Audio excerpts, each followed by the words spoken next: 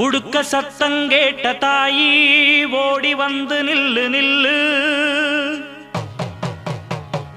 தடுத்து நிற்கும் வேலியெல்லாம் தகர்க்க அருள் வாக்கு சொல்லு. வானந்தொட்டு பூமி எங்கும் வாழும் சக்தி மாரியம்மா, மானம் மரியாதைகளை காத்து நிற்க வாடியம்மா. நாளும் உன்ன பூஜை செய்ய நல்ல பதில் தாரும் அம்மா. நினைச்ச போது அணைக்க வேணும், தவிச்ச தாகம் தணிக்க வேணும். படைச்ச தாயி மனசு வந்து இறங்கி நீயோ வழங்கவே